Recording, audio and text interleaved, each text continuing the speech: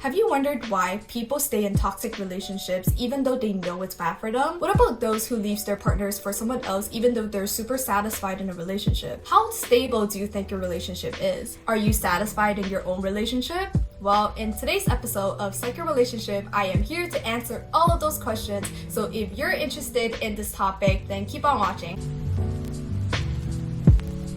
Hey guys, welcome back to my channel. If you're new here, my name is Karen and I am a lifestyle YouTuber that is currently studying at the University of Toronto in Canada. So for this week's video, I would like to start off a little series that I've been thinking about for a pretty long time now. After learning psychology for 3 years, I really want to apply my knowledge onto actual real life situations, which is why I have named my series Psycho Relationships, where I talk about a lot of the interesting things that I have learned in school that is relatable to y'all. To kick off the series, today we're going to talk about the economic of intimate relationships, specifically how we use rewards and costs to determine how we behave in a relationship and the quality of a relationship. According to the interdependency theory, there are 3 fundamental factors that interact with each other and determines the quality of your relationship. Specifically, it determines how satisfied you are in a relationship and how stable the relationship is. The 3 factors include outcome, your comparison level, and your comparison level for alternatives. Let's first talk about outcomes. An outcome is determined by the amount of rewards and costs you get from a relationship.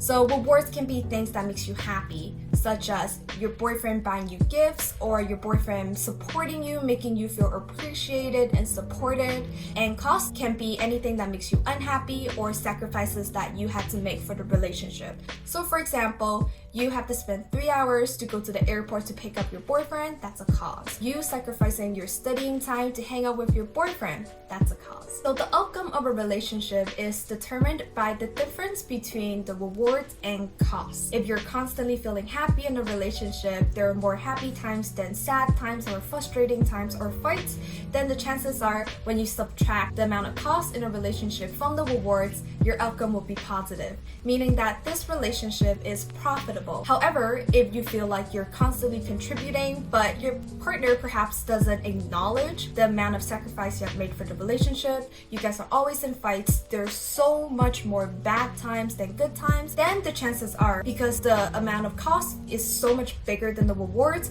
when you subtract it from the rewards, your outcome will be negative, meaning that this relationship is non-profitable. Now you might ask, if it's non-profitable, you can just leave the relationship, right? If it's profitable, obviously you want to stay in it because it makes you happy, but if you're always giving and not receiving, anyone will want to leave, right? Wrong. Like I said before, because there are 3 fundamental factors that determines the quality of a relationship and how people behave in romantic relationships. Just because a relationship is profitable or not profitable does not determine whether or not a person would stay or leave a relationship. So that brings us to the second factor that affects a relationship, which is your comparison level.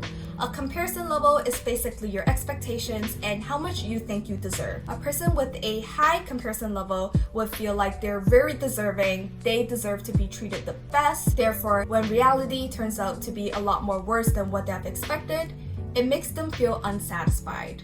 On the other hand, if you are a person that has a very low comparison level, you would expect your relationship to be very troublesome. You are always anticipating fights. You are always expecting the worst in a situation. And if your partner does anything nice to you, you find that very satisfying. In other words, the difference between the amount of outcome you receive and your comparison level determines whether or not you are satisfied in a relationship. So if the outcome turns out to be a lot better or higher than your comparison level, your expectations, you are very satisfied in a relationship. You're very happy because maybe you weren't expecting your boyfriend to bring you flowers on a Sunday, but he did, and he bought you pizza too, so you are very, very happy. However, if the outcome turns out to be a lot lower or worse than your comparison level, you are going to feel unsatisfied and frustrated and mad because reality is different from what you have expected. However, Just like the outcome from a relationship, whether or not a person is satisfied or unsatisfied in a romantic relationship, again, does not determine whether or not they will leave the relationship. And that brings us to our final point for today, and that is a person's comparison level for alternatives. And this is defined by whether or not you can do better somewhere else. It can be with another partner or being single. If you are a person with a high comparison level for alternative, it means that you feel like you can gain a better profit being elsewhere or being single. It can be caused by your interest in another person other than your partner. Vice versa, if you are a person that has a very low comparison level for alternatives, you're less likely to think about these kind of things. It means that you're very happy with your current relationship. You feel like that is the best that you've got, and there's nothing out there that is better than your current boyfriend. A person's comparison level for alternative determines the stability of the relationship. So for example, if you're a person that has a very high comparison level for alternative, meaning that you feel like you can be better somewhere else, even if your relationship is currently very satisfying, you are more likely to leave the relationship because you feel like this is not your best choice. You can do better somewhere else. However, if you have a low comparison level for alternative, meaning that you feel like you've already gotten the best choice, even if the relationship is very frustrating, it's very unsatisfying, you are very unlikely to leave the relationship. This also explains why a lot of women are unwilling to leave abusive relationship. It's because they feel like if they break up with their abusive boyfriend, they'll be worse off financially or emotionally. Whatever the reason is, they are unwilling to leave the relationship because they feel like this is what they deserve. With that being said, the equation for the stability or dependence of a relationship is determined by outcome subtracting your comparison level for alternative. If your outcome/reality turns out to be a lot better than your comparison level for alternatives, then you're more likely to be dependent in a relationship because you feel like this is the best choice you've got.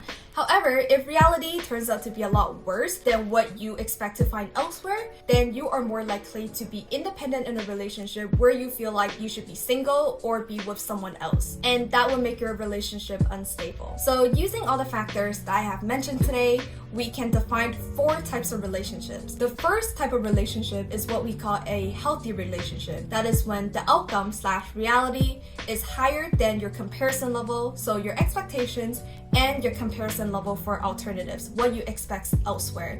If reality is so much better than what you expected and what you expect from elsewhere, then the chances are you are very satisfied in a relationship and your relationship is also very stable. The second type of relationship we have is the clingy relationship.